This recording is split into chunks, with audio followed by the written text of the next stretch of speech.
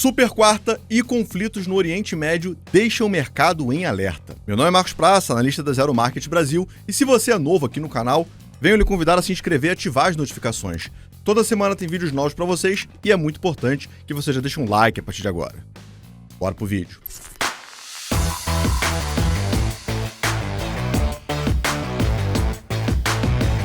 O ambiente político-econômico voltou a azedar. As tensões com o legislativo ainda estavam frescas quando Donald Trump reacendeu a chama da guerra comercial, insinuando que pode antecipar a volta das tarifas mesmo antes do prazo de 9 de julho, data que até então era estabelecida como o limite para as tratativas. Mas o que realmente virou o jogo no final de semana foi o agravamento da situação no Oriente Médio. No início dessa última sexta-feira, o primeiro-ministro de Israel, Benjamin Netanyahu, decidiu cruzar a linha e atacou instalações nucleares iranianas, cumprindo o que vinha ameaçando há semanas. A decisão veio na esteira com a frustração norte-americana com o fracasso das negociações com o Irã sobre seu programa nuclear. Um impasse que Trump já havia antecipado que não caminharia. Como era de se esperar, a reação veio de imediato, e agora o mercado está lidando com um novo grau de incerteza. Bom, ainda não está claro se o episódio vai se limitar a uma ofensiva isolada ou se vai escalar para um conflito prolongado, mas os riscos são altos. Uma guerra aberta entre Irã e Israel pode arrastar potências globais para lados opostos novamente.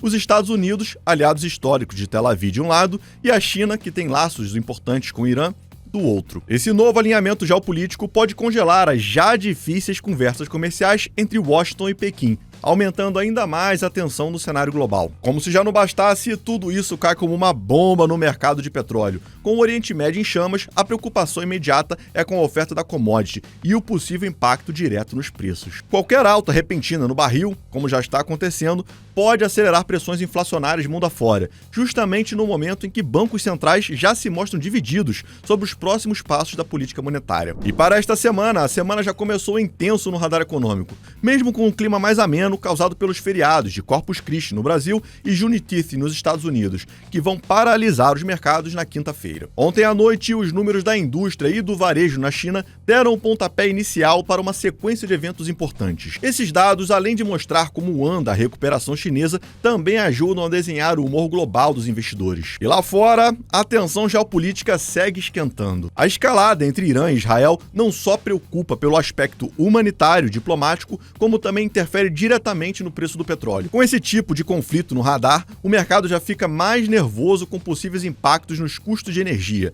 E claro, isso pode jogar mais lenha na fogueira da inflação mundial, especialmente num momento tão sensível. E por falar em sensibilidade, vem aí a super quarta, quando tanto o Federal Reserve, o Banco Central dos Estados Unidos, quanto o nosso Copom decidem sobre os juros. A expectativa é grande, porque qualquer movimento fora do previsto pode gerar fortes reações nos mercados. Além deles, outros bancos centrais importantes, como o Banco do Japão, do Reino Unido, da China e da Turquia, vão se reunir nos próximos dias. A maioria deve manter os juros como estão, mas aqui no Brasil ainda existe o risco de uma nova alta da Selic. Enquanto isso, o cenário fiscal interno continua turbulento. A confusão em torno do IOF ainda não foi resolvida e ainda surgiu mais um ingrediente para essa novela: a possibilidade da Câmara dos Deputados colocar em votação um projeto de decreto legislativo que pode mudar o rumo da cobrança. Essa incerteza adiciona mais uma pressão sobre o governo, que já tenta se equilibrar entre contas públicas e interesses políticos. Em resumo, a semana pode ser mais curta para alguns mercados,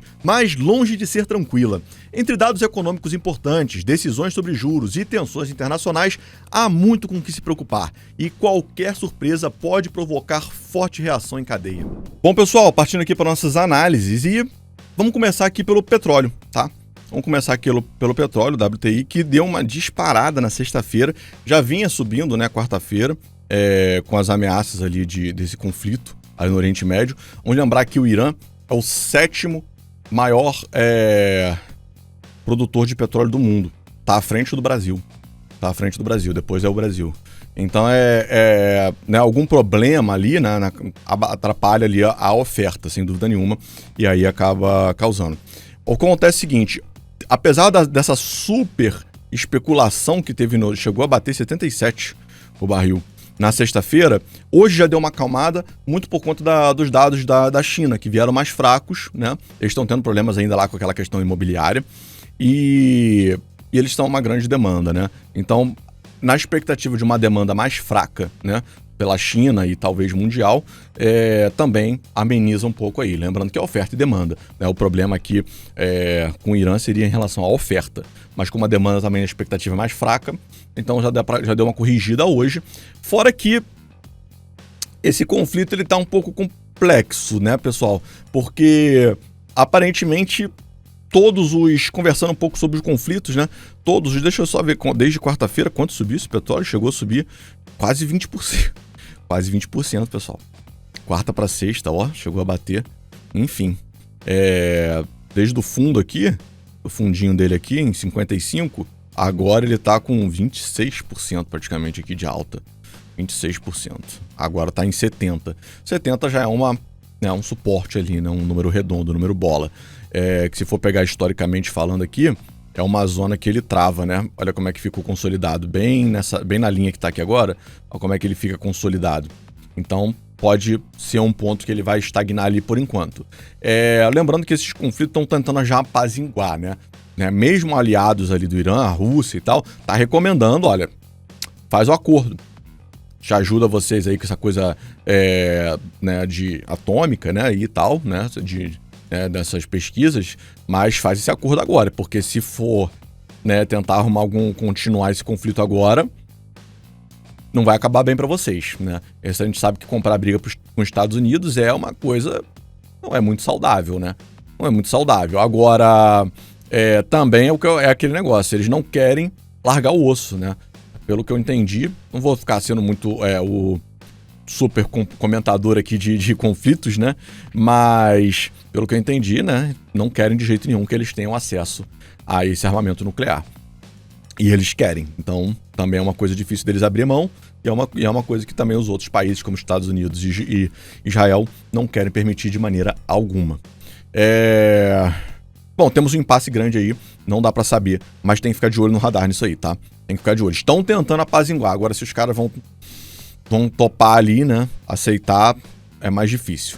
Vamos ver, de saber. Então fica de olho aí nesse petróleo, sem dúvida nenhuma. S&P 500, pessoal, já voltou, né? Nem piscou, tá? Sexta-feira ameaçou cair aqui, mas ó, hoje vambora, bola pra frente, vamos pra cima, né? Enfim, já tá subindo novamente aqui, de escadinha, né? Acima das 3 médias móveis. Tem inclusive aqui praticamente uma linha de tendência assim, tá? Uma linha de tendência assim aqui de alta.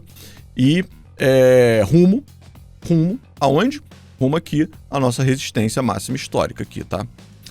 Uma máxima histórica. Tem força para romper? Acredito que possa sim ser um momento interessante. Ainda mais se como vier a sinalização do Federal aí em relação a corte de juros, né? O Donald Trump está pressionando para que tenha corte de juros agora 1 ponto inteiro. O Donald Trump pressionou ali, o Jerome Powell falou, eu queria 1 ponto inteiro. Agora, o mercado está precificando talvez 2 cortes esse ano ainda, tá? Então já tem 6 meses, 2 cortes. Tem pouco espaço para isso. Pode ser um agora, né? Com essa questão de conflito, eu acho que o Federal vai ficar um pouco assim de querer cortar os juros agora. Pode ser um principal ponto que eles falarem na reunião. Então tem que ouvir o que o Jerome Powell vai falar depois, tá? É o que eu falei, o grande preço aqui, às vezes já está precificado que não vai ter aumento, mas tem que ver o que o Jerome Powell vai falar depois. Se foi só por causa disso, depois se resolver isso, a gente já tem a expectativa de que volte os cortes à mesa. Então, tem que ficar de olho nisso para ficar montando o cenário, tá, pessoal?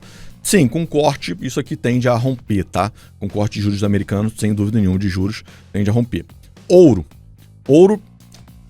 seguindo o nosso plano, né? Falei com vocês na sexta-feira, falei, olha, galera, tem uma linha de tendência aqui, foi na segunda-feira passada, né? Tava batendo bem nela. Olha só como é que veio bonitinho, subiu, bateu onde? Falei exatamente aqui, ó, fica de olho no topo desse retângulo. Foi exatamente o que serviu de resistência. Bateu lá, falei, ó, o alvo é lá. Agora, para passar disso, só se confirmar um rompimento. Não confirmou, tá? Hoje, o candle de segunda-feira já iniciou aqui, até subiu, mas o candle não iniciou, não abriu acima ali do rompimento, né? Sequer fechou também no dia anterior, rompendo. Então, tem que tomar cuidado com shadow, tá? Com sombra, porque isso aqui é falso rompimento. Então, né, caiu, hoje já tá recorrigindo forte e extremamente saudável, tá, pessoal? Porque bateu na máxima aqui, né? Praticamente, teve esse shadow grande aqui também. Nós vamos considerar apenas o corpo cheio, sem dúvida nenhuma. Bateu aqui, praticamente na máxima nossa aqui, né? E hoje já caindo aí, agora, mais de 1%, tá? Então, normal, a gente ainda tem a linha de tendência aqui para segurar. Então, pode dar uma corrigida aqui e sim, pode pegar força, principalmente caso os conflitos se escalonem. Então, isso aqui tem muita reação. Se apaziguar, estão dois cenários, pessoal. Se der uma mornada no conflito, tende a cair. Aqui tende a cair. Não tô batendo martelo que vai. Tende. Isso aqui é um ativo de proteção, né? Principalmente nessa máxima que ele tá, nesse preço que ele tá. Então, agora, se o conflito piorar, isso aqui tende a subir muito, tá? Euro-dólar, pessoal. Euro-dólar, mesma pegada, olha só. Vamos lá, subiu. Falei com vocês, falei, olha, tende a corrigir. Por quê? É um ponto aqui dos mais fortes aqui, é uma resistência muito forte. Mas se for para entrar comprado, tem que esperar romper. Bom, rompeu essa resistência, né? Essa resistência aqui desse retângulo. Porém, se a gente for ver aqui, como é que a gente volta? A gente volta nos dados passados, né? Repara que bem nesse ponto aqui, opa, desculpa. Olha como é que tem outro aqui, ó. Olha como é que tem outro pontinho aqui que ele também deu uma agarrada lá atrás. E é assim que funciona. Olha como onde está a linha, bem no meio. Então é assim, análise técnica é isso. A gente vai voltando nos pontos anteriores, que é onde o pessoal já bateu cabeça. A gente vai analisando como é que vai acontecendo. Então ele vai subindo de escadinha. Rompeu um ponto, agora trabalha mais um pouco. Opa, vamos pro próximo. Trabalha mais um pouco. Então sim, rompemos. O que era resistência agora vai servir de suporte, tá? Então esse ponto aqui agora é suporte. Hoje valorizando, inclusive, um pouquinho mais. Então o que a gente pensa aqui, ó? Rompeu. Já deu uma corrigida, então, né? Olha esse candle vermelho de sexta-feira. Deu uma corrigida, pode usar esse aqui de suporte e sim, pode buscar novos patamares. Então, tome só cuidado. Qualquer stop é aqui, ó, bem nesse ponto aqui, tá? Bem na 1015, 1.15, desculpa. 1.15 aqui, ó. Tá aparecendo aí na tela? Tá. 1.15 é o ponto aqui de suporte. Perdeu 1.15, é fora. Tá bom? É fora, sem dúvida nenhuma. É uma tendência de alta que a gente está aqui no curto prazo. Então são operações de compra. Porém, a gente sabe que, além de todas as decisões de juros que tem essa semana, que podem sinalizar, né, coisas importantes, ainda tem esse conflito, que pode escalonar pra caramba. Tem muita coisa acontecendo agora no radar que tem que ficar de olho. Não é nem calendário econômico, às vezes. Tem que olhar o calendário econômico, mas tem que estar de olho também no noticiário. Então, pessoal, o que é o recomendado? Stop. Opere com stop. Tudo que você for fazer, stop loss, porque o cenário pode reverter e isso sai completamente fora da análise técnica. As coisas que podem acontecer estão completamente fora do que a gente pode, do previsível agora, entendeu? Não dá para prever o comportamento de tanta gente, tantos países diferentes, tantas coisas assim. É muito, não dá, nem eles mesmos sabem o que eles querem. Então é completamente imprevisível o que está acontecendo. Então é apenas usar stop loss. Você cria a sua proteção. Pronto. Planeja aqui, é tendência de alta, sim, é compra, mas planeja seu stop loss. Dentro do o stop loss tem que estar abaixo do 1.15. Perdeu 1.15, vou botar um pouquinho mais abaixo, né? Pode dar aquele falso rompimento. Perdeu 1.15, saia fora, beleza? Quero dar mais uma olhada, última olhada aqui, pessoal, em Bitcoin. Como é que tá o Bitcoin USD? Que pensaram que ia cair, não caiu. Olha, já estamos em quase praticamente 108 mil dólares. Lembrando que a máxima é aqui nos 111, quase 112. Vamos simplificar para 112. É a máxima aqui do Bitcoin. E já estamos subindo novamente, cara. Ó, Bitcoin performando muito bem nesse cenário caótico, fazendo aquele papel que o pessoal sempre fala de proteção nesses cenários de crise. Bitcoin está performando muito bem, tá? Os noticiários de criptomoedas estão muito bons, tem muita aquisição de player grande comprando Bitcoin. É um momento bom para criptomoeda, tá? É um momento bom. uma reservinha, um pouquinho sempre de ter de criptomoeda é importante. Não é aquele ativo mais, nesse nível de preço, não acredito que seja aquele ativo mais que você vai esperar fazer muitos volumes financeiros de dinheiro. É um ativo bom para operar trading, tá? Inclusive, você consegue operar ele no final de semana, às vezes você não tem tempo, no final de semana você consegue operar trading com ele, porque ele funciona todos os dias, não fecha o mercado. E ele tá muito bom de operar, né? Como você vê, tem uma volatilidade. O que a gente precisa? Volatilidade. Olha como é que ele respeita também alguns pontos, né? Respeitou aqui média móvel de 50, tá? Respeitou a média móvel, ele respeita números inteiros. Olha como é que respeita suporte, resistência, tá? Olha como é que ele lateraliza e depois ele vai, entendeu? Olha como é que engolfo, olha aqui, ó. Ele pega praticamente, dá um engolfo aqui, ó. Pô, agora eu desenho demais, né? Olha aqui a de análise técnica. Perdeu, olha só esse dia aqui. Perdeu, caiu tudo. Bateu onde? Onde fez suporte? Na média móvel de 50, vem um candle seguinte de engolfo. Isso aqui sinaliza uma reversão, tá? De alta. Não engolfou tudo, mas foi engolfo aqui. Dá pra pelo contexto, bateu na média, na linha de tendência, na média móvel de 50, mais esse candle aqui de engolfo, é alta. Olha como é que depois veio 1, 2, 3 e esse aqui gigante aqui de alta. Então funciona, tá? Funciona. Mesma coisa aqui, ó. Como é que ele teve um candle gigantesco aqui, sinalizando aqui quase batendo aqui na média móvel também, voltou e usando aqui novamente a linha de resistência. Então, assim, funciona muito bem a análise técnica nele, então é um ativo muito bom para trading e que está em alta, vale a pena botar um pouquinho na carteira.